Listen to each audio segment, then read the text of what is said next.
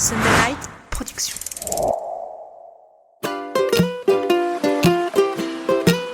Bienvenue sur Mordu, le podcast des passionnés de glisse et d'outdoor. Mordu, mais aïe! Salut à tous, bienvenue sur Mordu, le podcast des passionnés de glisse et outdoor. Je suis Mathieu et suis très heureux de vous retrouver pour cette fat interview, la dernière de la saison 3. Et ouais, on va se faire un bon break et on va profiter de l'été pour rider. La bonne nouvelle, c'est qu'on se retrouvera pour une saison 4 avec des invités de fou déjà prévus. L'autre bonne nouvelle, c'est que l'on finit cette saison avec un énorme coup de cœur pour notre invité, Domitil Kiger, parachutiste et championne du monde de free fly. Depuis toute jeune, Domitil a un appétit XXL pour découvrir le monde et ça se sent. On est revenu sur son parcours, de l'adolescente qui voulait s'incruster dans un monde adulte, en passant par l'athlète championne du monde, et l'entrepreneur qui, avec ses 4 associés, a monté un projet à 8 millions d'euros au cœur du Futuroscope de Poitiers. Sa passion pour la chute libre est communicative et devrait en inspirer plus d'un. Domitil s'est de plus confié avec beaucoup de transparence sur des sujets difficiles, que ce soit des accidents personnels ou le sujet controversé de l'impact carbone de la chute libre. On a enfin pu tester pour vous la soufflerie, ce tube en plexiglas qui permet de voler grâce à l'air propulsé. Enfin, quand je dis on, Hugo de Mordu a pu essayer. Vous allez découvrir pourquoi les sensations sont dingues et pourquoi j'ai été privé de ce gros kiff. Un grand merci au centre Zero Gravity pour l'accueil et à mon poteau Sixte d'avoir organisé cette rencontre. C'est parti pour ce nouvel épisode de Mordu, Domitil Kiger, la tête en l'air, les pieds sur terre. Salut Domitil! Salut Mathieu. Bienvenue sur Mordu. Merci. On est ici chez toi à Poitiers, dans le centre Zero Gravity, une soufflerie que tu as ouverte avec des associés, près du Futuroscope. On a la vue sur le Futuroscope. Pile à l'entrée du Futuroscope, ouais. On peut pas vous rater. Alors je vais commencer par un merci. Déjà merci pour ton temps. Et puis merci parce que tu nous accueilles ici. Tu nous as offert une initiation. Alors je dis nous. Petite frustration de mon côté, on va y revenir, j'ai pas pu faire l'initiation mais on va en discuter. Alors moi je suis hyper content de faire cet épisode avec toi. Pour lancer cette fat interview, est-ce que je peux te proposer de te présenter ? L'exercice super difficile. Je m'appelle Domitil Kiger, j'ai 37 ans, je suis parisienne d'origine, mais j'ai à partir de mes 18-19 ans plus vraiment beaucoup vécu à Paris. J'y avais mon camp de base, mais j'ai commencé une carrière dans le parachutisme qui m'a emmené un peu à droite à gauche sur la planète. Alors j'ai quand même fini des études à Paris, une licence d'histoire et un master en audiovisuel, dont je me suis pas beaucoup servi, pour pas dire pas du tout, parce que à peu près au moment où je terminais ma licence, je suis rentrée en équipe de France de free fly, qui est une discipline artistique du parachutisme, qui en gros consiste à faire des figures un peu en 3 dimensions. C'est un peu comme le patinage artistique, mais avec les tutus en moins. Et on a des manches de libre, des manches d'imposé. Et on est filmé par un caméraman, c'est ça qu'on donne aux juges. Donc ça, au début, je l'ai pratiqué en me disant que ça allait être quelques années. Et puis, ça fait 15 ans que j'y suis et c'est devenu mon métier. Excellent. Alors tu vas évidemment nous raconter comment t'as commencé le parachutisme, ton premier saut et tout ça, mais j'imagine que contrairement aux gens que je reçois ici, qui sont souvent des enfants de la balle, c'est-à-dire qu'ils ont commencé à 4 ans sur des skis ou à 5 ans à faire du surf, j'imagine, toi, que toute petite, tu faisais pas du parachutisme, mais je me trompe peut-être. Non, t'as complètement raison. Je viens d'une famille absolument pas sportive du tout, donc le parachutisme encore moins. Aucun lien avec l'aviation non plus. Et moi, j'ai commencé par un tandem à l'âge de 15 ans. Alors aujourd'hui, et maintenant dans les générations de compétiteurs, là j'étais à la Coupe du Monde en Belgique la semaine dernière, on a des jeunes compétiteurs et on a parmi les médaillés des gens qui ont commencé très très jeunes, dès l'âge de 5 ans, parce que c'est l'âge à partir duquel on peut commencer la soufflerie. Par contre, le parachutisme, c'est 15 ans. Et moi, quand j'ai 15 ans, ça fait un petit moment que je les ai eus. Du coup, il n'y avait pas vraiment de soufflerie en France à l'époque. Donc, j'ai commencé à l'âge de 15 ans. Et avant le parachutisme, tu faisais quand même du sport, tu faisais de la gym, quelque chose qui faisait que tu te repérais bien dans l'espace ? Alors, je faisais de l'équitation. Donc, ça ne m'a pas beaucoup aidé pour le parachutisme. Effectivement, comme tu as une bonne intuition sur le sujet, la gymnastique, le trampo, tout ce genre d'activités qui aident à bien savoir avoir une bonne proprioception, à bien se repérer dans l'espace, c'est les meilleurs sport à faire pour commencer. Moi, c'était pas mon cas. Donc moi j'ai fait de l'équitation, j'adorais les chevaux. Donc j'avais un élément terre bien ancré et puis justement à peu près autour de 15 ans, je me suis dit que j'avais envie de découvrir l'élément eau et l'élément air. Et du coup, je me suis mis à la plongée et au parachutisme. Et puis, c'est un peu le parachutisme qui l'a emporté dans mon cœur. Parce que 15 ans, c'est un peu jeune pour se dire, ah, tiens, je vais aller sauter d'un avion. C'est un truc, c'était 15 ans et un jour, tu dis, j'ai mon tandem, ça faisait 5 ans que tu c'est as fait un peu ça. patience. En fait, la première fois que j'ai eu envie de découvrir d'autres éléments, j'avais 12 ans. C'était l'été de mes 12 ans. Ma maman m'a demandé si j'avais envie d'essayer quelque chose de nouveau. Et je lui ai dit, oui, je voudrais faire un truc dans l'eau, un truc dans l'air. Alors la plongée, ça a été possible. À 12 ans, vous pouvez faire vos premières formations, PADI et compagnie. Et par contre, le parachutisme, elle m'a emmenée sur un centre de parachutisme à Arcachon. Et puis, ils m'ont vu débarquer du haut de mes 12 ans. Là, ils m'ont tapé sur la tête gentiment en me disant maintenant, t'es bien mignonne, mais t'es encore un peu petite, reviens dans 3 ans. Alors, 3 ans, c'était un quart de ma vie. Ça me paraissait quand même vraiment très, très long à attendre. J'étais pas très satisfaite par cette réponse. Mais bon, j'ai pas eu le choix. Donc mais tes parents, ils étaient détente, quoi. En mode, ouais, t'as envie de le faire, fais-le, quoi. Alors, détente, je pense pas que ce soit le mot. Mais effectivement, rétrospectivement, je suis assez impressionnée qu'ils aient eu qu'ils étaient d'accord de me faire ça. Je pense que ma mère n'était pas très rassurée au départ. Mais bon, un tandem, elle s'est rendue compte que c'était quand même quelque chose de pas si étonnant que ça.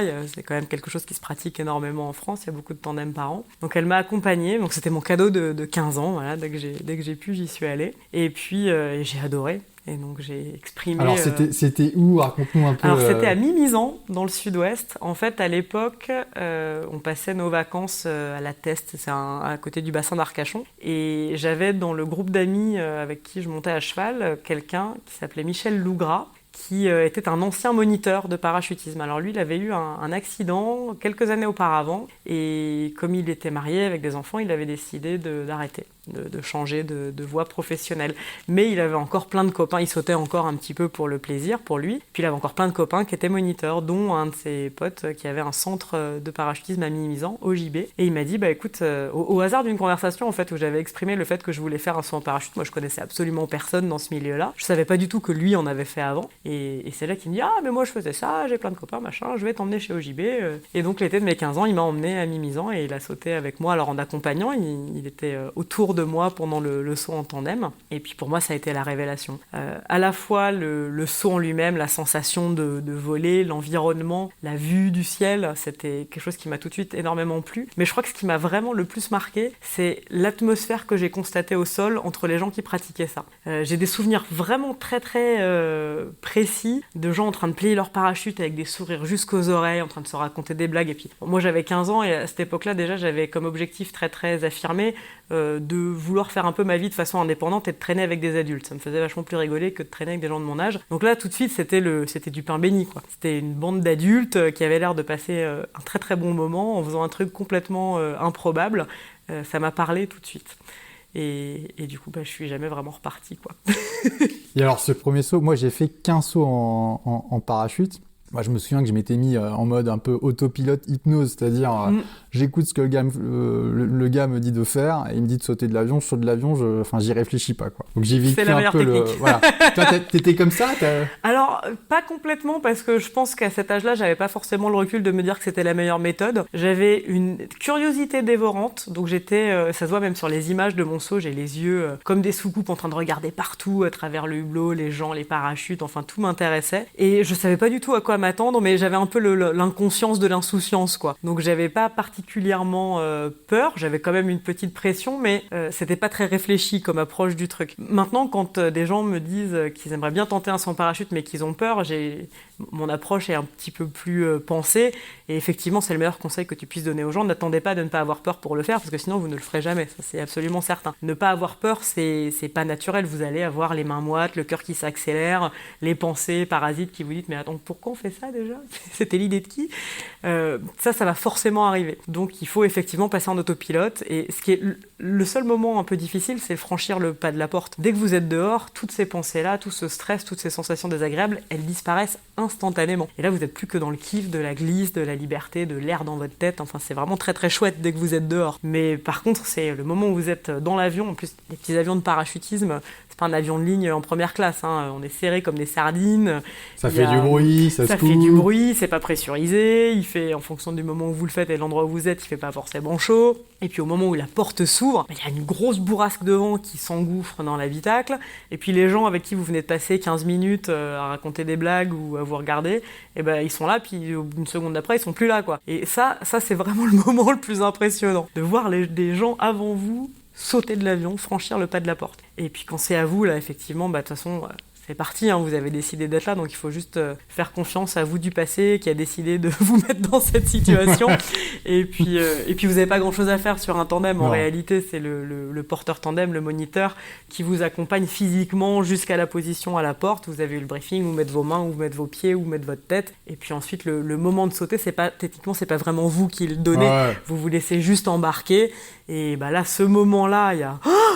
Une impression complètement nouvelle de peur, d'excitation, et puis dès que vous êtes dans l'air, là, c'est plus que du bonheur. Ouais, alors moi, ce que je me souviens, c'est la forte accélération. Au moment où on sort de l'avion, il y a vraiment une accélération. Moi, ça m'a rappelé un peu en termes d'impact sur le corps, vraiment une accélération très très forte en moto, mais quand je dis très forte, c'est genre fond de manette, quoi. Ouais. Vous passez tout de suite, vous êtes tout de suite dans le vent relatif et tout de suite dans des pressions qui effectivement ressemblent à de la vitesse en moto, je pense. Et ensuite, alors moi, il y a eu un tout petit peu de glisse, puis après le truc parachute. Donc moi, je trouve que le premier saut, il est intéressant, l'état d'esprit que tu avais, il est marrant de se dire que tu avais moins cette appréhension, peut-être que tu étais jeune et tout ça. Ce qui m'intéresse aussi, c'est le deuxième saut, parce que moi, j'ai pas fait le deuxième saut. et je vais te dire pourquoi, parce que je suis content de l'avoir fait, j'ai kiffé. Mais si tu me dis, là, dans 3 jours, tu remontes dans un avion pour sauter, et limite, tu me dis cette fois-ci, d'ailleurs, tu vas le faire tout seul. Si je suis obligé de le faire, ou tu me dis, allez, on le fait et tout, ça, j'ai filmé, je vais le faire. Vous avez entendu, il est peut-être possible de l'emmener. Ah ouais, non, mais j'irai.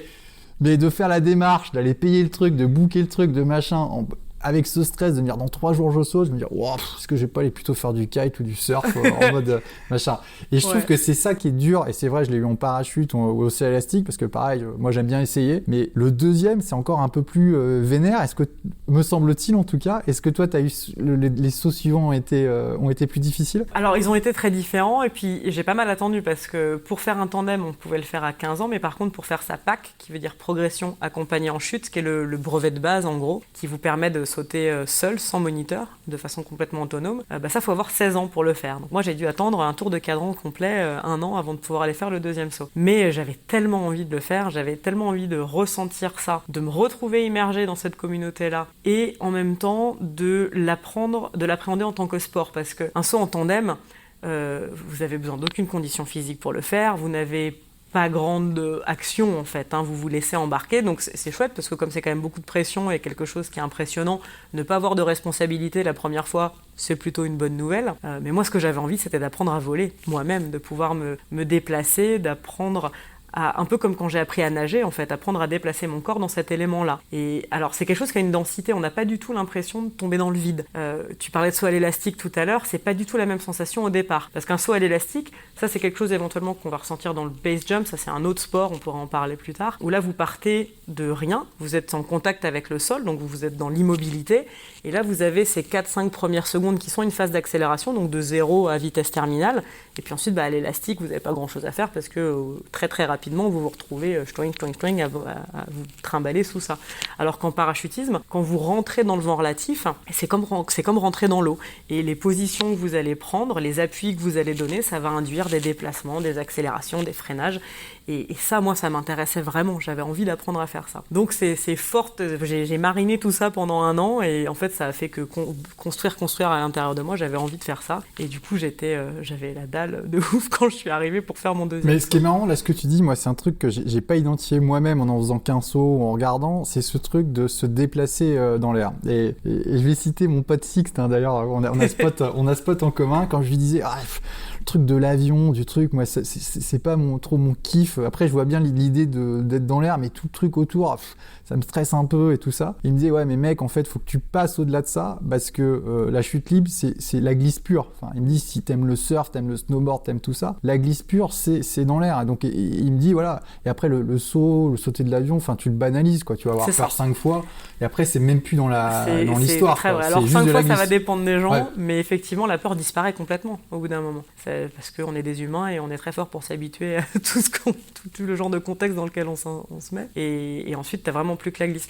La montée d'avion, c'est comme les remontées mécaniques en ski, en fait. À un moment donné, pour atteindre l'endroit géographique où tu peux commencer ton délire, t'as besoin d'une machine. Mais ce qui est vraiment kiffant, c'est d'être dans l'air, c'est de voler. Alors toi, du coup, là, tu fais ta formation, là, tu as 16-17 ans. Il y a un truc en général qui est pas simple sur le saut en parachute, entre guillemets, ou la chute libre, surtout quand tu es jeune comme ça. C'est un sport qui coûte cher. Comment tu as fait pour financer ça parce que pour avoir du niveau, il faut sauter et ça coûte un peu d'argent. Complètement. Alors, mon tout premier saut, mon tandem, c'est mes parents qui me l'ont offert. C'était mon cadeau de 15 ans. Très, très beau cadeau. Et puis ensuite, vu que j'avais un an pour préparer cette Pâques, je me suis fait tout le mois de juillet de l'été d'après, du coup, je me suis fait embaucher chez Presto Pizza à Arcachon.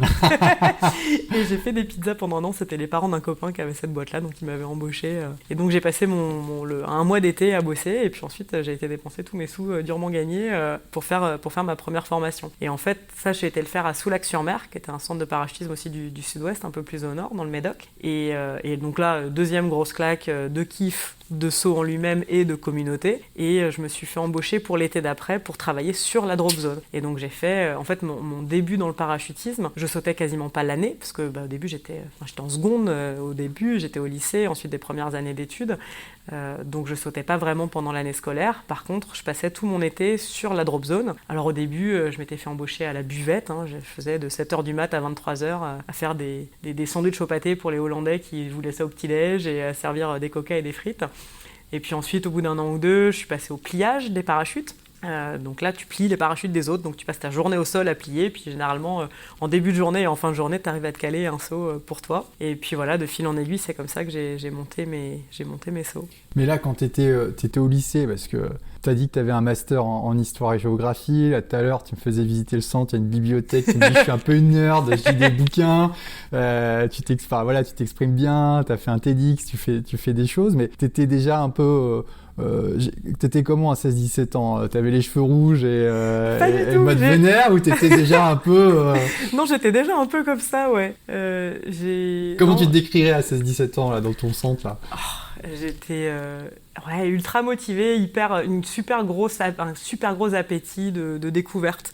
Et le parachutisme, ça s'inscrivait dans cette logique-là, en fait, de vouloir comprendre le monde dans tous ses aspects, même les plus bizarres. Surtout les plus bizarres, en fait. Je pense qu'à adolescent, on a toujours envie de se démarquer un peu et de faire des trucs différents. Et moi, ça s'est canalisé dans ce biais-là. Ouais, la curiosité. Ouais, une grosse curiosité. Et ce que j'ai aussi vraiment adoré dans cette communauté dès le départ, c'est justement la variété des gens que tu rencontres, que ce soit d'un point de vue social, puis ensuite moi plus tard dans ma carrière géographique. Enfin, mon groupe, mon groupe corps de potes, ils viennent de tous les pays du monde. Et ça déjà je le pressentais en fait, parce que sur cette petite drop zone de Soulac-sur-Mer justement, c'était une drop zone d'été. Donc il y avait des gens qui venaient des quatre coins d'Europe pour sauter. C'est là que j'ai commencé à vraiment mieux parler anglais, parce que j'avais un niveau scolaire à ce moment-là, et puis le fait d'avoir besoin de parler anglais si je voulais communiquer avec tout le monde, notamment les petits Hollandais canons. Ah, c'est ça. Voilà, nous y voilà. C'était une super bonne motivation pour commencer à mieux parler l'anglais. Et voilà, tout ça, c'est des éléments qui ont contribué à vraiment me faire rester dans ce sport-là. Et alors, du coup, donc, tu as un titre de championne du monde. En quelle catégorie? Tu peux Alors, nous en free fly. En free fly, ce que tu disais. En intro. Alors, donc, le free fly, en gros, il y a plein de disciplines que tu peux faire en parachutisme. Tu as les disciplines en chute libre. Tu as des disciplines sous voile et tu as des disciplines opposées. Alors opposées, c'est les vieilles disciplines, c'est la précision d'atterrissage. En gros, c'est quand tu dois venir mettre un coup de talon sur l'équivalent d'une pièce de 20 centimes et puis tu fais plein de sauts et tu dois toujours être le plus précis possible. Et puis les disciplines plus modernes qui sont, on appelle ça le pilotage sous voile, le canopy piloting en anglais, où là, c'est des voiles c'est des petites voiles vachement plus agressives où tu dois soit aller le plus vite possible, soit aller le plus loin possible, soit aussi faire de la précision, mais en survitesse. Enfin, c'est très impressionnant à regarder et c'est assez chouette en tant que spectateur parce que c'est vraiment sous tes yeux. Après les disciplines sous voile, ça va être ce qu'on appelle du voile contact, donc c'est des mecs qui viennent faire des figures, des formations à 2 ou à 4, ils viennent mettre leurs parachutes ouverts les uns contre les autres et puis ils changent de configuration pour créer des formes et puis chaque figure compte un point. Et puis après tu as toutes les disciplines en chute libre. Donc là, tu en as une grosse variété. Les traditionnels, tu as à plat ventre, à 4 ou à 8. Pareil, tu dois faire des figures accrochées, puis tu changes de figure et chaque figure compte un point. Tu as des disciplines artistiques. Donc ce que moi je pratiquais, tu as le free fly et le freestyle. Le freestyle, c'est une seule personne et un caméraman, donc une équipe de 2.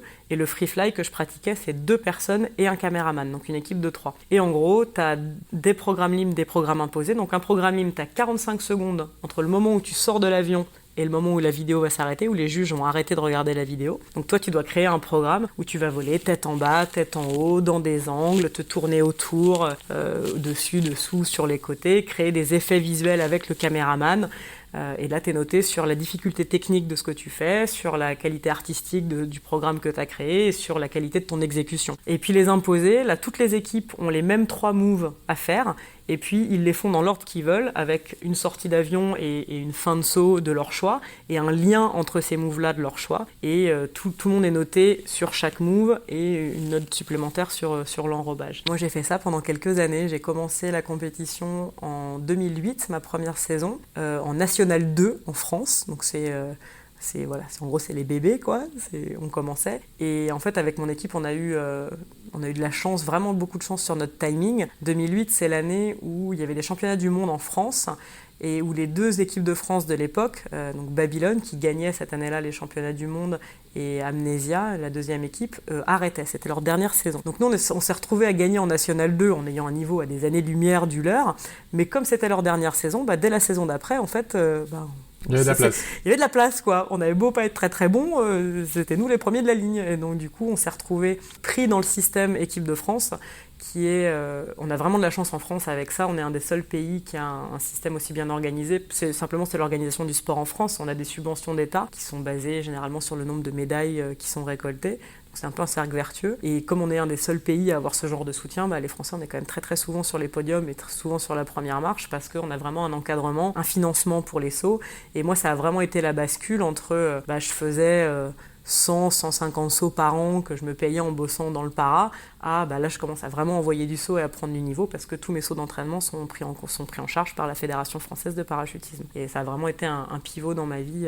Et il y a un centre du coup où tout le monde s'entraîne ? Alors il y a plusieurs centres qui sont soit des pôles espoirs, soit des pôles France. Nous en équipe de France on s'entraînait beaucoup au centre de Pamiers qui est dans l'Ariège et au centre de Vannes qui est en Bretagne et un petit peu à Gap. Dans le sud-est. Ça, c'était les 3 centres où on faisait la plupart de nos entraînements. Et puis l'hiver, on allait soit dans le sud de l'Espagne, on était pas mal à Séville, soit parfois aux États-Unis, surtout à Dillon, qui est en Floride. Excellent. Alors, je disais, grosse frustration pour moi parce que je devais essayer la soufflerie. Alors, toi, t'appelles ça le tunnel. J'y étais presque. Et là, je remplis le premier. Il y avait une petite décharge à signer sur l'état de santé. Je vois qu'il y a la première ligne, c'est sur les luxations à l'épaule. Je me dis, je me suis fait une petite subluxation il y a 1 an en skate, mais bon, je vais pas trop le signaler, on verra. Je repasse devant un panneau. Attention, s'il y avait fait luxation de l'épaule, vaut mieux éviter. Vidéo. Luxation d'épaule, là je lève la main, je dis demi-til En étant complètement honnête je me suis fait un petit peu mal il y a 1 an, mais vraiment je le sens vraiment bien, mais machin. Et là donc tu me dis, non, ça c'est vraiment le truc à éviter. Ça m'a brisé le cœur de te dire ça, je t'avoue. sais. Mais en fait, nous, dans notre soufflerie, c'est les seuls accidents qui ont eu lieu pour le moment, et au niveau mondial, c'est le truc absolument classique. En fait, une épaule qui a été luxée, qui s'est déboîtée, elle va avoir tendance à très facilement ressortir de là où elle devrait rester, et donc c'est quand même très douloureux, et on essaie d'éviter d'infliger ça aux gens. Donc là... Cata.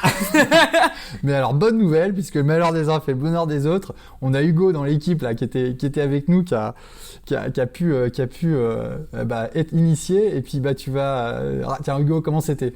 Ouais, franchement je suis déçu pour toi Mathieu. Ça aurait été cool qu'on le fasse à 2, mais c'était trop bien. Franchement une sensation de ouf. Merci beaucoup.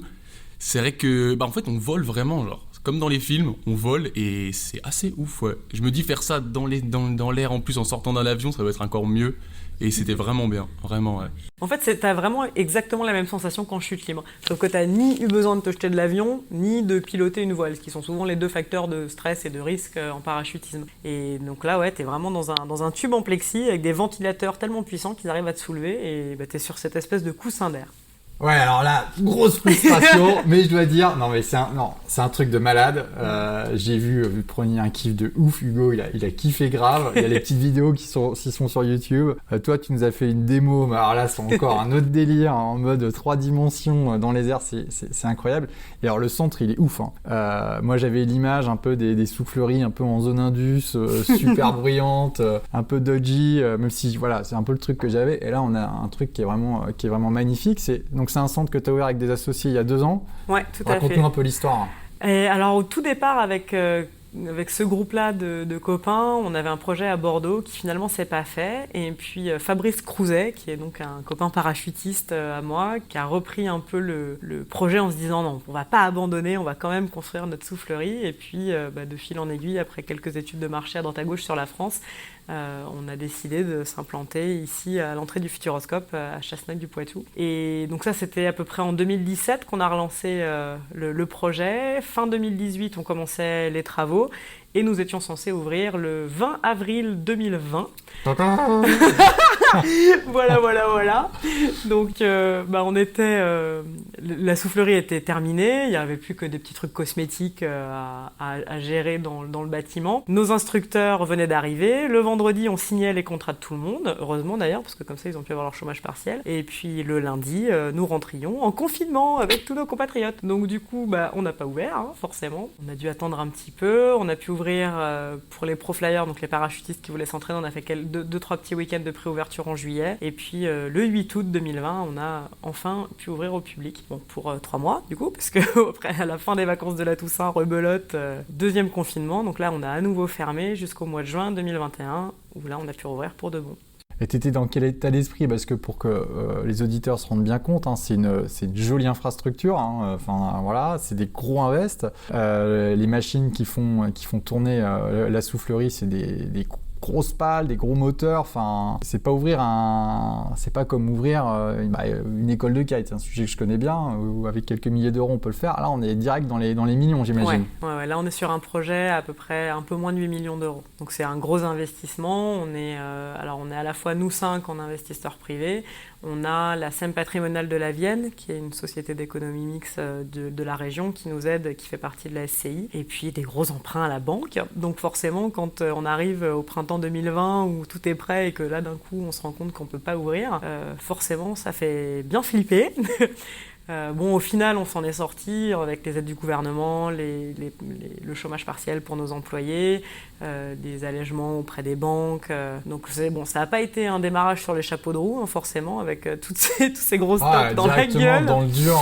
Dans le dur tout de suite. Avec les banquiers, on s'est dit après, du coup, ça pouvait aller que mieux. Puis là, du coup, maintenant, on se prend la crise de l'énergie avec le prix de l'électricité qui s'emballe. On s'est dit, ça peut aller que mieux après ça. Hein.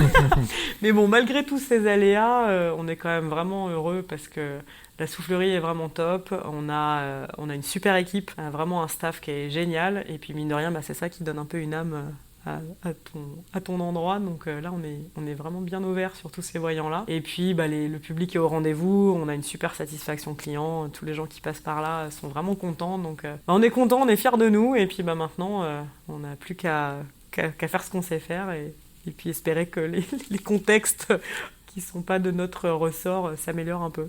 Ouais, et alors, pour le coup, ce qui est cool dans votre aventure, c'est que vous avez trouvé, j'imagine, une collectivité locale, ou en tout cas un support local important. On est à côté du Futuroscope, c'est pas un hasard, quoi. Voilà, il y avait vraiment la volonté. On est clairement installé ici grâce au Futuroscope. Enfin, c'est ce pôle d'attractivité qui nous a fait vouloir nous installer ici. Et on a vraiment été accueillis à bras ouverts, que ce soit par justement la communauté locale, par le Futuroscope, par les politiques locaux qui nous ont vraiment aidé, et c'était génial. Moi, ça a été une très belle découverte, cette région. Je connaissais pas du tout. En tant que parigote qui allait en vacances sur le bassin d'Arcachon, je suis passée sur la 10 devant des centaines et des centaines de fois, mais on s'était jamais arrêté. Et du coup, moi, quand j'ai dit à mes copains, après 15 ans de vie internationale, à changer de fuseau horaire toutes les 5 minutes et de continent toutes les semaines, que j'allais m'installer à Poitiers, ils m'ont tous regardé en me disant tu fais quoi là? et puis maintenant, quand ils viennent me voir, j'habite dans une petite dépendance magnifique d'un château avec ma rivière, et le tunnel est super, tout d'un coup, c'est vachement plus sexy, Poitiers. Ouais. Donc ouais, non, vraiment super bien dans la région, et tellement bien que là, du coup, mon amoureux qui est anglais vient de s'installer ici avec moi, et puis là, on achète une maison dans la région, ça y est, c'est parti. Yeah, Ouais, c'est parti. c'est parti. On va revoir les banquiers. Une petite ligne en plus, hein, Ouais, ça on change va rien. après. Ouais. Et alors tu disais, t'évoquais le sujet de l'énergie. Alors c'est important, donc ça, les moteurs fonctionnent à l'électricité, c'est ça. En termes alors un gros sujet, j'imagine, sur les souffleries, mais aussi sur la chute libre, c'est l'impact sur l'environnement. On entend de plus en plus parler. Donc l'avion, je t'en parle pas. Les souffleries et toutes les infrastructures de ce type-là, je pense notamment au Wave Garden, enfin en tout cas tout ce qui est très énergivore. surf, voilà, tout ce qui est très énergivore. C'est compliqué. Comment vous en avez tenu compte dans le projet? Alors, pour la partie soufflerie, pour Zero Gravity, nous, on a pris en compte ça sur le choix qu'on a fait pour la technologie qu'on a achetée. En gros, il y a 4 ou 5 gros constructeurs de soufflerie dans le monde. Et nous, on est parti sur une boîte qui s'appelle ISG, Indoor Skydiving Germany, qui sont les Allemands, du coup, et qui est la plus efficace en termes de consommation énergétique. Mais c'est sûr qu'on consomme beaucoup d'électricité, même si on en consomme le moins possible par rapport à l'activité qu'on a, ça reste quand même énergivore. Le parachutisme, c'est encore un autre sujet, parce que là, on brûle du pétrole, du fuel dans les avions. Et ça, c'est une discussion qui n'existait pas du tout il y a 10 ans, qui a commencé à faire son chemin sur les centres de parachutisme, on va dire, il y a peut-être 5-6 ans, et qui maintenant est vraiment au cœur de beaucoup de débats. Moi, je fais aussi partie de la Fédération française de parachutisme, donc c'est quelque chose qui est vraiment très important aujourd'hui. Comment est-ce qu'on gère cet aspect-là? Pour le moment, les pistes qui sont mises en place, c'est de la compensation carbone. Il y a certaines drop zones en France, il y a même certaines fédérations, les Suédois ont été les premiers à faire ça, où chaque saut est compensé. Alors avec des programmes divers et variés, ça peut être de la reforestation, planter des arbres, il y a plein, ça c'est comme tout n'importe quel sujet en termes de compensation carbone, vous pouvez choisir un peu dans quel genre de domaine vous allez investir. Donc on va dire que c'est une espèce de... Oui, c'est de la compensation, mais ça ne règle pas le problème du fait qu'effectivement on brûle du pétrole. Ensuite, il y a les pistes technologiques qui commencent à être évoquées, l'aviation électrique qui commence à faire son chemin. Alors aujourd'hui, il n'existe pas encore d'avions électriques desquels on peut sauter, mais on n'en est plus très loin. Il y a une compagnie qui s'appelle Manix qui rétrofit pas mal d'avions et qui notamment on commence à bosser sur des caravanes qui sont un avion qui est assez utilisé dans le parachutisme. Donc, Alors là, tu m'as perdu sur la caravane. La caravane, pardon, c'est le nom d'un avion. D'accord. Mais voilà, l'idée c'est de pouvoir utiliser des avions qui soient moins polluants. Donc ça, on n'y est pas encore, mais c'est vers ça qu'on se dirige. Mais c'est clair que c'est un problème. Moi, je connais des gens qui ont arrêté le parachutisme. Ah bah tu t'évoquais les Suédois. Je suis pas surpris que ce soit les premiers, puisqu'en Suède, il y a vraiment un gros... Il semblerait-il, je répète ce que j'ai entendu, mais qu'il y a un mouvement quand même un peu de fond de gens qui veulent plus dire qu'ils prennent l'avion ou qu'ils ne le prennent plus. C'est la honte de prendre l'avion. Donc tu me dis que c'est les premiers à l'avoir fait, je suis pas surpris. Et ce qui est intéressant dans ce que tu dis, c'est que je me dis aussi, en fait, vous n'avez pas les mêmes contraintes que l'aviation civile en termes de durée de vol, des choses comme ça. Et donc, c'est peut-être aussi une piste d'innovation, en fait. Le saut en parachute et cette pratique peut peut-être amener des solutions pour l'aviation civile de manière plus large. Alors ça, je sais pas, mais en tout cas, c'est vrai qu'on n'a pas les mêmes contraintes parce qu'on doit monter à 4000 mètres et redescendre. Donc l'avion fait les allers-retours du haut vers le bas. Normalement, avec le pétrole, on met du fuel à peu près toutes les 3-4 rotations, donc on remplit les ailes, l'avion fait ses 4 rotations, puis s'arrête, on fait le plein et puis on recommence. Donc là, avec de la charge électrique, c'est pour ça que pour l'instant ça coince encore un peu, c'est qu'il n'y a pas une capacité de charger suffisamment vite, suffisamment longtemps pour pouvoir être rentable dans une journée de parachutisme classique. Mais en tout cas, c'est des pistes qui sont exploitées. Après, tu as aussi toute une partie des gens qui jouent le jeu de la comparaison. Oui, mais on consomme moins que ça. Bon, ça, en vrai, ça apporte pas vraiment de solution, à part éventuellement de donner meilleure conscience, mais ça va pas solutionner le problème. Mais c'est vraiment un sujet important pour lequel on n'a pas forcément toutes les réponses, mais en tout cas, le fait que le débat ait commencé et qu'il existe, c'est ça qui va permettre de trouver des solutions. Il y a une super jolie vidéo que je vous invite à aller regarder qui s'appelle Planet Skydive par une boîte qui s'appelle Satori Factory. Je ne sais pas si on peut mettre des liens ou si je peux t'écrire ça quelque part. Ce sera sur le site web. C'est une vidéo qui a été faite par un copain à nous qui s'appelle Alex Emar pendant un événement en Suède qui s'appelle Angle Week, où justement c'est un événement où on a compensé absolument tout, évidemment des sauts, mais les billets d'avion, compris le staff pour pouvoir aller sur l'événement, enfin tous ces aspects-là. Et donc déjà ça montre du très très beau parachutisme parce que c'était un bel événement et ça parle de ce qui se passe en Suède, de la compensation carbone et justement de cette question qui à l'époque se posait pas encore beaucoup dans le milieu du parachutisme parce que forcément tu te sens agressé quand on te dit ouais tu sais le truc qui te rend le plus heureux du monde là, et ben ça défonce la planète, c'est mal. Bah forcément c'est pas hyper agréable de s'entendre dire et donc la réaction classique quand tu te fais dire quelque chose que t'as pas envie d'entendre, c'est de boucher tes oreilles et de faire la quoi. Donc le but de cette vidéo c'était justement d'essayer de faire en sorte qu'on en parle parce que c'est qu'en en parlant qu'on va pouvoir trouver des solutions. Et ce qui est, je reviens sur la soufflerie. Alors là, techniquement, au moment où on enregistre, on est à 5 mètres du tunnel, hein, comme tu appelles ça. On entend, enfin, je crois qu'on entend peut-être en fond sur le podcast, mais à peine, on n'entend presque rien. En tout cas, ça gêne pas. Quand on est à côté, c'est incroyable. Donc, on sent qu'il y a une déperdition d'énergie qui est absolument moindre. Ouais. Et quand tu vois l'infrastructure, on a jeté un rapide coup d'œil. Il n'y a pas un boulon qui dépasse, quoi. Les Allemands, ils ont fait le ils truc nous ont fait ça bien, hein. nickel, avec la boucle, l'air qui retourne et tout. Ouais, cette soufflerie-là, donc elle fonctionne avec un air recyclé. On va dire la plupart des souffleries modernes, c'est comme ça qu'elles fonctionnent. Les premières, au contraire, c'était de l'air qui était pris à l'extérieur et qui est recraché à l'extérieur. Donc ça sort automatiquement. Moi, la toute première dans laquelle j'ai fait mes gammes, mes 10 premières heures de vol, c'était à Eloy, en Arizona, où là, vu de l'extérieur, le bâtiment, tu as l'impression que tu viens d'arriver sur la Lune. C'est une espèce de soucoupe volante à 4-5 mètres du sol, avec au-dessus 3 grands tuyaux qui partent vers le haut. Et ça, alors du coup, s'il pleut, tu prends de la flotte. Quand il y a des mouches, ta combi blanche, elle ressort toute mouchée. Là, tu parlais de moto tout à l'heure, la même.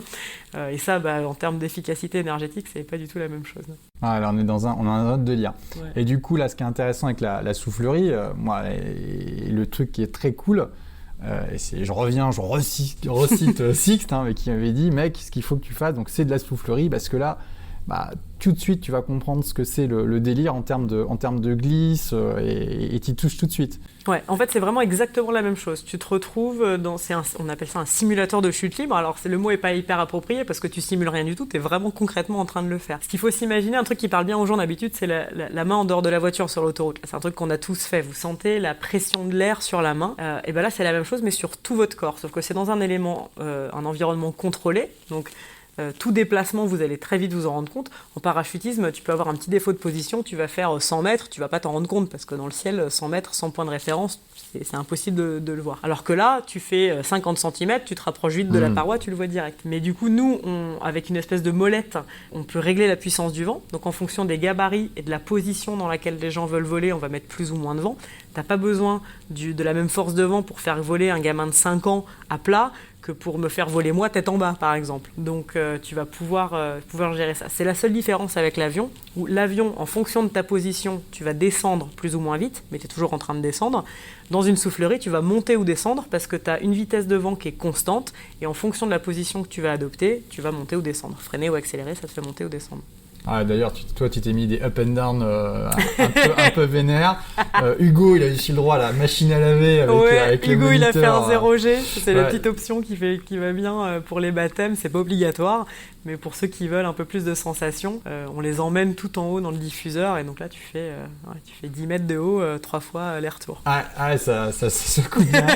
Et ouais, tu disais, ça, tu commences à 5 ans, tu peux avoir des enfants. Ouais, en soufflerie, en France, c'est 5 ans, l'âge minimum. Il y a des pays où il n'y a pas vraiment de législation. Moi, j'ai des copains qui ont fait voler des enfants encore plus jeunes que ça. Après, quand c'est des gamins de parachutistes qui ont passé depuis qu'ils sont bébés, qui traînent et qui jouent autour de la soufflerie, c'est un environnement qui les effraie pas plus que ça. C'est normal pour eux. Un enfant qui a jamais vu ça au départ, surtout si c'est un gamin qui a tendance à avoir peur du bruit, faut être sûr que c'est quelque chose qu'il a envie de faire parce que ça peut faire un peu peur. Mais 99% des gamins qu'on a fait voler à zéro gravity, c'est un smile jusqu'aux oreilles. Ils n'ont qu'une envie, c'est d'y retourner. C'est vraiment chouette à voir. Tu dis à un gamin, tu peux voler. Alors, il y a aussi un truc avec la soufflerie, c'est que il y a le côté, en tout cas dans l'imaginaire collectif, le côté accidentel, accidentogène qui est moins fort. Est-ce que toi, dans ta vie, dans ta carrière de parachutiste, t'as déjà eu des galères ? Et j'ai eu un accident. J'ai fêté mes 20 ans de para l'été dernier. j'arrive sur les 21 là, et j'ai eu un accident qui était une collision en chute libre. Alors c'est pas le type d'accident le plus commun, la plupart des accidents en para ils se passent au posé ou sous voile. Tu poses trop fort, tu te tords le genou. Ouais, il y a plusieurs cas de figure, mais la plupart des gros accidents, c'est quand les gens commencent à prendre un peu d'expérience et un peu de confiance, alors que justement ils n'ont pas encore suffisamment d'expérience, ils font des posés ce qu'on appelle en survitesse, et là si tu fais une erreur de jugement, tu peux vraiment te faire mal ou te tuer. Moi, c'était une collision en chute qui était complètement de ma faute. C'était au tout début, c'est en 2010, je commençais à faire du coaching et je faisais ce qu'on appelle un saut de trace. Alors ça, c'est un saut, faut t'imaginer la patrouille de France, tu vois, mais à la place de petits avions, c'est des petits humains où tu viens voler en formation les uns avec l'autre dans un angle, donc la tête un peu plus basse que les pieds, et puis tu viens créer des lignes, des trajectoires où tu as une personne, donc le leader, qui va être responsable de cette trajectoire, de cette vitesse, de l'angle, et puis les autres qui viennent adapter leur vol pour justement voler en formation avec cette personne. Et une des règles très très importantes dans ce genre de saut, c'est qu'à la fin, tout le monde doit continuer à faire sa séparation dans le sens dans lequel on était en train d'aller. Donc il y a une espèce de séparation en éventail, en épi de blé un peu. Tu as la personne qui leadait qui doit continuer tout droit, et puis les personnes qui sont à sa gauche, qui ouvrent légèrement sur la gauche, pareil à droite. Et moi j'étais sur ce qu'on appelle une doublette, c'est-à-dire on fait 2 sauts d'affilée. Donc l'avion monte, nous largue, nous on descend, on jette son parachute par terre, on en reprend un autre qui a été plié par un copain, et on remonte dans l'avion au moment où il redescend, et on fait 2 sauts de suite. Ça permet de faire plus de sauts dans une journée. Donc j'étais très inquiète de rater mon 2e avion, et donc du coup je me suis dit, oh c'est bon, je vois tout le monde est parti, je vais faire demi-tour pour retourner dans l'autre sens, vers la drop zone. Et ben sauf qu'au sol, compter jusqu'à 4, normalement, j'ai pas de soucis, et puis là, semblerait-il, je me suis chiée, parce qu'il y a une personne que j'avais pas vue, qui était en train de revenir vers moi, et du coup lui, il avait une trajectoire qui allait dans une direction, et moi, vu que j'ai fait un demi-tour, en fait, une sorte de 180, et ben du coup on s'est rentré dedans tête-tête, et ça fait très très mal. Et genre vous êtes à 200 km/h. Voilà. Ok. Voilà.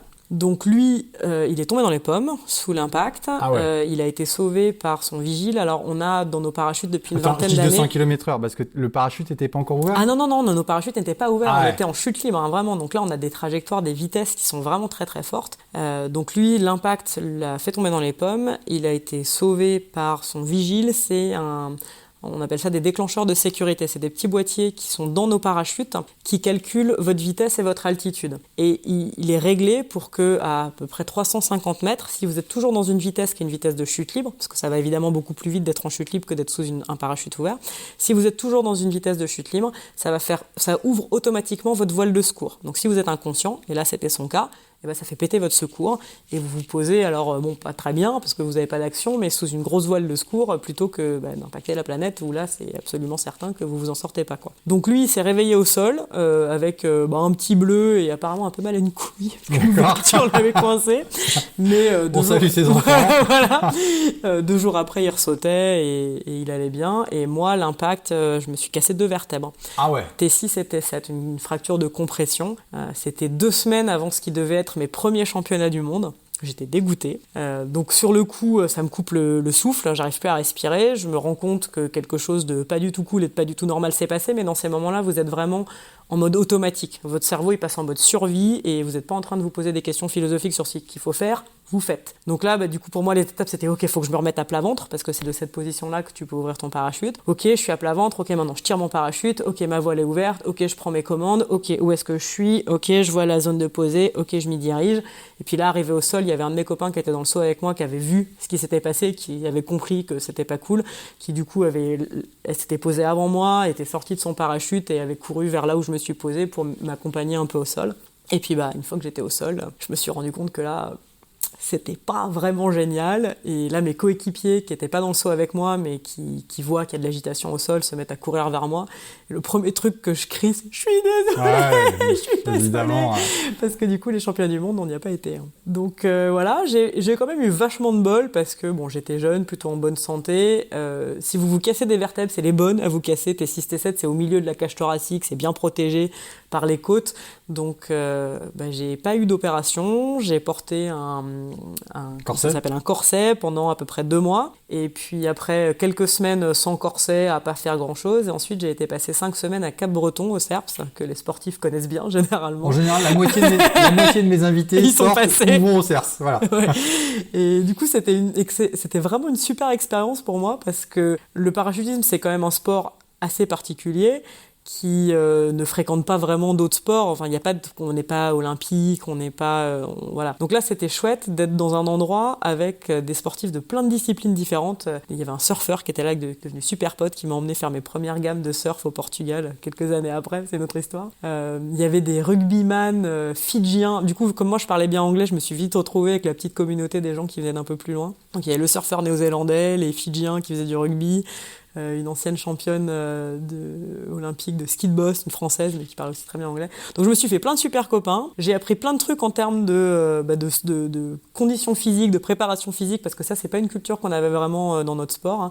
On était plutôt à boire des coups, faire la fête et puis aller sauter la journée. Donc ça m'a appris plein de trucs et finalement après ça j'ai été une meilleure sportive grâce à cet événement. Donc c'était un peu l'exemple d'un mal pour un bien au final.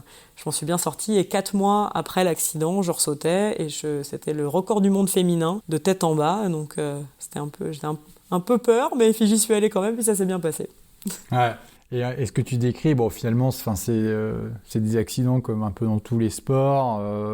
Enfin voilà, tu fais des trucs comme ça, tu peux te faire mal, mais c'est pas le mauvais délire, des parachutes qui s'ouvrent pas. Enfin, ce qui fait un peu peur a priori, quoi. En fait, ça, c'est vraiment. Alors, ça a été une réalité il y a 50 ans, hein, mais le matos a énormément évolué. Maintenant, on a ce dont je te parlais, là, les petits boîtiers de sécurité qui font que tu vas forcément avoir une voile au-dessus de ta tête, même si toi t'es tombé dans les pommes ou si tu t'es éclaté un bras et que tu peux pas ouvrir toi-même. Enfin, quoi qu'il se passe, tu vas avoir un parachute au-dessus de la tête. Et puis les parachutes maintenant sont vraiment bien conçus, bien pensés, les matériaux ont vachement évolué. Donc ça, la torche, qui est le truc qui fait peur à tout le monde, ça n'arrive absolument jamais. Les accidents et les accidents mortels, c'est à 99% des erreurs humaines, en fait. Alors, des problèmes parfois. Alors, le truc qui arrive assez régulièrement quand même, c'est que ta voile principale s'ouvre pas bien. Mais ça, c'est pas grave, t'en as une deuxième. Donc ça, c'est ce que tu apprends dès le début dans ta formation. C'est ce qu'on appelle une procédure de secours, une libération. T'as sur ton parachute, à l'avant de ton parachute, de ton harnais, t'as une première poignée qui, quand tu la tires, va te libérer de la première. Donc en gros, ça tire sur des câbles qui font que tu te désolidarises de ta voile qui est mal ouverte, donc tu repars en chute libre, et ensuite tu as une deuxième poignée sur laquelle tu tires, et ça ouvre ton parachute de secours. Maintenant, tu as même un système qui fait que quand tu libères la première, c'est la première qui tire la deuxième. Je ne vais pas rentrer dans les détails techniques, mais enfin, le matos maintenant est vraiment super, super safe. La grande majorité des accidents mortels, ça se passe au moment du posé, et c'est des gens qui font des posés... ce qu'on appelle en survitesse, on appelle ça swooper, où en gros, tu vas venir rentrer dans un virage avec ta voile, donc tu vas prendre de la vitesse verticale, et cette vitesse-là, tu vas la transformer en vitesse horizontale pour faire un posé où tu vas soit au-dessus de l'herbe, soit des fois sur l'eau, en laissant traîner ton pied dedans et en faisant des gerbes derrière, de façon très glorieuse, en gros planer au niveau du sol pendant une longue distance. C'est très agréable à faire. En termes de sensations, voilà, tu as une grosse prise de vitesse, c'est vraiment très cool de piloter des petites voiles, tu vois, vraiment précises, un peu agressives. Mais si tu fais une erreur d'estimation de distance, si tu rétablis ta voile un peu trop tard, là tu viens taper la planète alors que tu es en plein virage, et ça c'est ça qui tue le plus. Alors je dis ça arrive pas non plus toutes les 3 minutes, hein, mais la plupart des accidents mortels, c'est ça. Toi aujourd'hui, là, ton kiff, qu'est-ce qui te fait que tu continues à pratiquer et sauter aujourd'hui ? C'est les compétitions, les records, l'adrénaline. C'est quoi la raison ? Il y en a plein, et l'adrénaline, c'en est pas du tout une. L'adrénaline, en fait, tu la ressens plus. Enfin, mais vraiment plus, à part sur des sauts... Je suis sûr que je t'enferme 1 mois de confinement sans sauter. Je pense que tu as quand même ressenti un peu le manque... alors bizarrement, pas tant que ça. Enfin, je sais pas. Peut-être que je me mens à moi-même. J'avais très envie de ressauter, c'est clair. Mais j'avais pas une sensation physique... de manque. Tu vois, de manque. J'allais me jeter dans ma rivière froide, ça me faisait mon petit électrochoc, ça allait très bien, quoi. Mais j'étais très heureuse de retourner voler. J'étais très heureuse de retrouver ma communauté, surtout de retrouver les copains. Parce que quand t'as construit une communauté, un cercle d'amis proches, dans l'itinérance permanente, quand tout d'un coup, t'as 1 kilomètre autour de chez toi, tes copains, ils sont pas à 1 kilomètre autour de chez toi, hein. Moi, ils sont disséminés sur la planète. Et c'est ça qui m'a vraiment manqué, en fait. Même si tu zoomes, tu fais des apéros en ligne et compagnie, c'est quand même pas la même chose que de partager des moments en vrai. Mais ouais, la sensation physique de voler est vraiment très agréable. Mais moi, c'est surtout la vie que ça m'a permis de mener qui me manque si je l'ai pas, en fait. C'est de la découverte, du voyage, des moments un peu intenses. L'adrénaline... apparemment, j'ai lu des études qui disent que ton corps la produit de toute façon pareil, mais en fait, tu t'accoutumes. C'est comme n'importe quelle drogue, je crois, tu le ressens plus de la même façon. Bon, maintenant, les sauts qui me mettent vraiment des gros coups de pression, c'est des sauts de record ou des vols de compétition, mais c'est plus du trac, en fait. C'est du stress de performance. C'est pas de la peur de sauter de l'avion. Ça a vraiment disparu il y a très longtemps pour moi. Je l'ai ressenti peut-être pour ma première cinquantaine de sauts, on va dire. Ou si tu sautes pas pendant longtemps, ou si tu fais un saut un peu spécifique où tu dois te poser dans un endroit où là, faut pas trop que tu te chies parce que sinon tu finis dans la flotte ou dans une barrière. Bon, voilà, quand il y a une pression un peu extérieure. Mais le fait même de sauter, ça me met plus de décharge d'adrénaline. Et de tous ces voyages, de tous ces souvenirs, si tu devais garder un moment magique, un truc que tu mettrais dans une boîte... Ah, c'est dur, il y en a plein. Ah, il y a un saut en particulier, ouais, avec quelqu'un que j'aime bien et qui est plus là. Ouais, c'est vraiment le partage que tu fais avec les gens, en fait. Ouais. C'est ça qui rend les sauts beaux. Après, forcément, tu as des paysages plus impressionnants que d'autres. Je sais pas, Fidji, par exemple, ça reste une bonne claque visuelle. On a sauté au-dessus de Cloudbreak.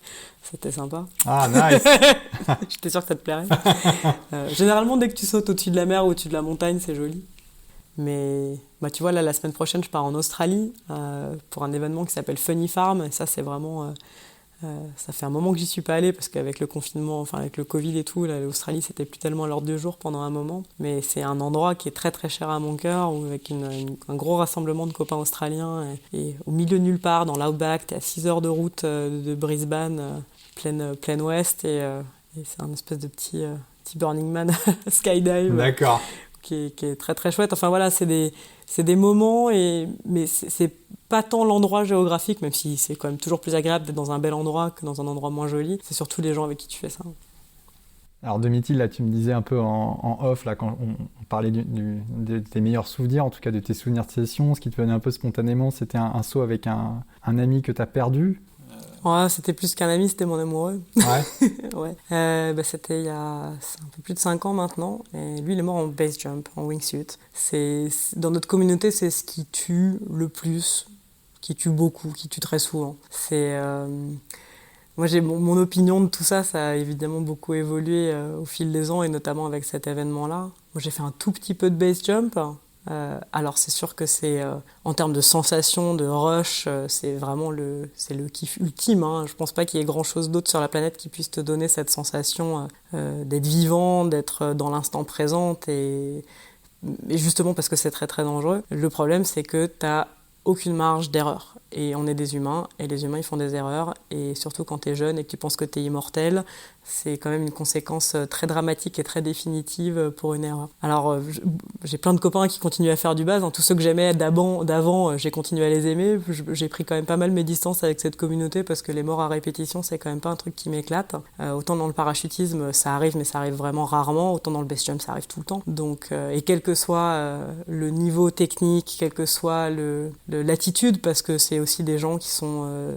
c'est pas que parce qu'il y en a qui sont tête brûlée, qui trouvent que c'est super rock'n'roll de frôler la mort toutes les 5 minutes, et puis bizarrement c'est pas forcément eux qui meurent tout le temps. Des gens qui sont très réfléchis, très humbles, très précis dans leur sport, ils meurent quand même. Donc lui c'est ce qui lui est arrivé, hein. Il est mort au Brévent à Chamonix sur un saut qu'il avait fait 3 fois dans la matinée qui s'était bien passé, et puis le 4e dans l'après-midi il n'a pas passé une crête, et ça quand tu impactes la montagne en wingsuit, pas beaucoup de chance de t'en remettre. L'erreur, c'est que l'idée, c'est de passer relativement près du relief. Hein, exactement. Et donc, c'est juste que tu pensais que tu étais 1 mètre plus haut et en fait, tu es 1 mètre plus bas. Quoi. Exactement. C'est ce qu'on appelle du proxy flying. Donc ça, c'est du vol en wingsuit principalement, parfois avec d'autres types de combinaisons un peu moins grandes, où le but du jeu, c'est de voler le plus proche possible du relief. Alors, ça fait des vidéos magnifiques sur YouTube. C'est ce qui fait rentrer pas mal de gens dans notre sport, parce qu'avant de faire du base jump, il faut faire du parachutisme. Hein. À moins d'être complètement abruti et d'être très fort pour avoir trouvé quelqu'un qui a bien voulu vous vendre du matos alors que vous étiez un abruti, vous ne pouvez pas faire un premier saut de base sans avoir un peu d'expérience en para. Généralement, on recommande au moins 200 sauts d'avion avant de faire ses premiers sauts de base. Et la wingsuit, c'est encore un cran d'après. Il faut avoir des centaines de sauts d'avion en wingsuit avant d'être capable d'aller sauter d'une falaise avec ça. Mais les marges de manœuvre sont extrêmement fines. Et alors après, on est tous responsables de choisir où est-ce qu'on place la limite du danger. Moi, je sais qu'il y a plein de gens qui pensent que je suis complètement irresponsable et que faire une carrière dans le parachutisme, c'est complètement con. Et je le comprends, c'est vrai qu'il y a des gens qui meurent en parachutisme. Après, moi, statistiquement parlant, quand tu mets dans la balance la vie que ça m'a apporté, les gens que ça m'a fait rencontrer et le risque, pour moi, ça vaut le coup. Je comprends complètement qu'il y ait des gens qui pensent que non, ça vaut pas le coup. Pour moi, le base jump, quand tu mets les mêmes choses dans la balance, ça vaut pas le coup. Parce que le risque de mourir est vraiment très très fort. C'est le sport le plus mortel au monde. Voilà, il n'y a pas de compétition sur le sujet. Et puis, la vie que ça apporte à ces gens-là, de voyage de communauté, en fait, moi, je l'ai dans le para. Donc, voilà, mon choix a été fait d'arrêter après cet accident-là. Je me suis dit, tous les gens qui m'aiment, j'ai vraiment pas du tout envie de les mettre à traverser ce que moi, là, je suis en train de traverser en perdant l'homme que j'aime à cause de ce sport. Et comment tu t'es reconstruite derrière ce truc-là ? Avec mes copains, beaucoup. C'est là qu'avoir une communauté de gens qui sont proches, qui lâchent tout, où qu'ils soient sur la planète pour venir te rejoindre pendant quelques semaines, ça sert. Et puis, au début, tu passes quand même un sale quart d'heure pendant quelques mois. Et puis, petit à petit... moi, je suis quand même une privilégiée, j'ai une vie vraiment super chouette, j'ai une liberté totale de faire ce que j'aime, donc c'est quand même facile de trouver des trucs auxquels se raccrocher qui vaillent la peine d'être là. Bon, j'ai pas conduit très bien pendant quelques semaines, au début j'étais un peu en danger pour moi-même, mais petit à petit, tu te remets de tout, même si c'est des douleurs qui disparaissent jamais vraiment. Tu l'as vu tout à l'heure, j'arrive pas à me retenir de pleurer encore, mais... Ça te construit, je pense que ça développe aussi un peu ton empathie et puis ça te remet un peu les pendules à l'heure face à ce qui est important ou pas. Mais la présence de la mort dans notre sport, c'est quelque chose qui est un sujet pas si évident parce que tu as l'impression que les gens qui débarquent dedans, c'est presque quelque chose qui les attire. Tu vois, le fait qu'il y ait ce risque-là, tu as l'impression d'être un héros, un peu, d'être un badass et tu trouves ça génial. Et puis en fait, au bout d'un moment, quand tu perds vraiment des gens que t'aimes, tu trouves pas ça génial en fait, tu trouves ça vraiment chiant. Si ton sport pouvait ne pas avoir ça, tu préférerais vraiment fortement. Et tu vois, c'est vrai, moi les quelques fois on a enregistré des épisodes dans cet univers où des gens faisaient du base jump et du wingsuit, à chaque fois j'hésite un peu à poser ces questions parce que je sens bien qu'en fait c'est pas tabou du tout, on peut en parler, mais c'est pas du tout un motif de fierté, enfin c'est vraiment un truc... Des gens qui ont l'expérience, non, c'est pas un motif de fierté. Mais il y a un certain déni aussi, c'est quelque chose qui est aussi très étudié et très humain, tu penses toujours que ça va arriver aux autres, et pas à toi personnellement, ou pas aux gens que t'aimes vraiment très très proches, sauf qu'en fait statistiquement ça finit toujours par t'arriver à toi ou à quelqu'un que t'aimes vraiment proche. 6 mois après la mort de Dave, j'avais une de mes coéquipières qui était enceinte de son chéri, qui est mort en wingsuit de base aussi, t'es là, mais les mecs, sérieusement, est-ce que ça vaut la peine ? Est-ce que ce sport est tellement génial ? Est-ce que ce kiff est tellement important que ça peut valoir d'avoir ces conséquences-là sur la vie des autres ? Bon, moi, comme vous l'aurez deviné, ma réponse est non. Terminé. Donc toi, wingsuit, alors wingsuit, j'en fais d'avion. Ah ouais, la wingsuit, c'est génial, j'adore. Mais d'avion, base jump t'as le temps. d'une falaise, terminé. Mais non, moi, ça, je ferais pas, ouais. Mais encore une fois, j'ai plein de copains que j'aime vraiment beaucoup et que je respecte énormément qui font ça. Et je suis un peu dégoûtée parce que je me dis que quand ils vont mourir, je vais être triste. Mais j'espère qu'ils feront partie de ceux qui s'en sortent, parce qu'il y a quand même plein qui survivent, tout le monde meurt pas. Mais ouais, c'est... Encore une fois, c'est personnel. C'est peut-être une autre façon de dire que c'est égoïste, mais on a le droit d'être égoïste.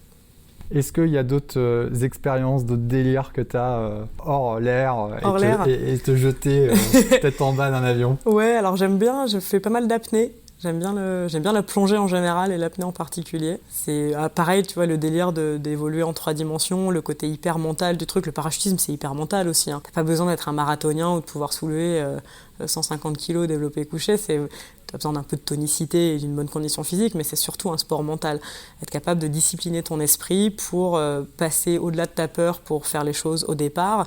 Et ensuite, c'est vraiment un état de flow. T'es dans l'instant présent, c'est hyper méditatif presque. C'est de la pleine conscience, notre délire. Où t'es en train de te diriger vers la planète à 300 km/h et tes déplacements, il faut qu'ils soient précis. T'es vraiment très concentré. Donc, ça me plaît beaucoup dans le para et ça me plaît aussi pas mal dans l'apnée. Après, j'ai toujours mes premières amours de canasson. Alors j'avoue que ça m'arrive maintenant quand je vais chez des potes. Quand non, tu vois, là je vais à Funny Farm en Australie, c'est sur une vraie ferme, il y a des chevaux, je sais que je vais aller me taper quelques galopades pour le kiff, mais ça m'arrive quand même moins souvent. Excellent, de l'air, de l'eau, la terre. Voilà, un peu de tout, et puis des bouquins entre, et puis voilà, la vie est bien remplie. C'est complet. De Mithil, on arrive à la fin de ce podcast, c'était vraiment très très cool. Merci pour le partage, très sincère. Je pose toujours cette dernière question. Qui, toi, t'aimerais écouter sur Mordu, comme athlète ou personnalité inspirante ? Guillaume Néry. Ah, Guillaume Néry, bien sûr. Ouais, bah tu vois, j'aime bien Pourquoi l'apnée, donc je le trouve très inspirant dans sa pratique, et puis j'aime beaucoup la façon dont il a intégré, ou pas dont il a intégré, dont il a exprimé et montré au grand public l'esthétisme de sa discipline, où l'apnée, un peu comme le parachutisme, j'imagine que ça avait un peu ce côté, trompe la mort, flippant, extrême, et lui, il en a vraiment montré la beauté. Et bah moi, en tant que pratiquante d'une discipline artistique, d'un sport, où tu vois, pareil, on crée des chorégraphies en l'air, où il y a des très très belles vidéos qui existent, forcément ça me parle. Et puis moi je l'ai découvert évidemment grâce à la vidéo, je sais plus comment elle s'appelle, où il fait un espèce de base jump sous l'eau, où forcément dans la communauté para, tout le monde dit « Ah, regarde un mec en apnée, le mais Blue ça !» Hole aux Ouais. Bahamas, je crois. Ouais, je sais plus où c'est, mais voilà, c'est comme ça que je l'ai connu. Et puis du coup derrière j'ai vu et puis avec sa femme qui fait des vraiment très très belles vidéos, c'est comme ça que je les ai découverts. Et ouais, eux, j'irais bien faire un petit stage d'apnée chez eux, et si tu les as chez Mordu, j'écoute la première. Génial. Bah écoute, Guillaume, on est en contact, j'espère qu'on arrivera à se catcher. Domitil, un grand merci. Merci à toi. Et puis à très vite. À bientôt. Ciao. Salut. Alors, je vous l'avais pas dit qu'elle était bien cool cette fat interview avec Domitil. Je suis passé par plein d'émotions et de moods différents lors de cet échange. J'espère que vous aussi, vous avez pu profiter du voyage. Voilà, c'était la 30e fat interview sur Mordu et bientôt la fin de la saison 3. J'en profite pour remercier toute l'équipe de Mordu. Laura, bien sûr, la co-créatrice de ce podcast. Hugo, notre stagiaire de feu. Toute l'équipe de Sunday Night Productions. Nos invités et partenaires. Et évidemment, toi, les auditeurs de Mordu le podcast. On clôture cette saison sur des pics d'audience. Vous êtes plusieurs milliers à nous écouter chaque mois. Merci beaucoup. Mordu, c'est 70 épisodes pour s'inspirer, décrypter, voyager dans l'univers de la glisse et de la outdoor. C'est aussi la petite dose de rail de secours quand la prochaine session est dans trop longtemps. J'espère d'ailleurs que la prochaine session est pour très bientôt. Et perso, je vous laisse, je vais sur l'eau. À très vite les mordus.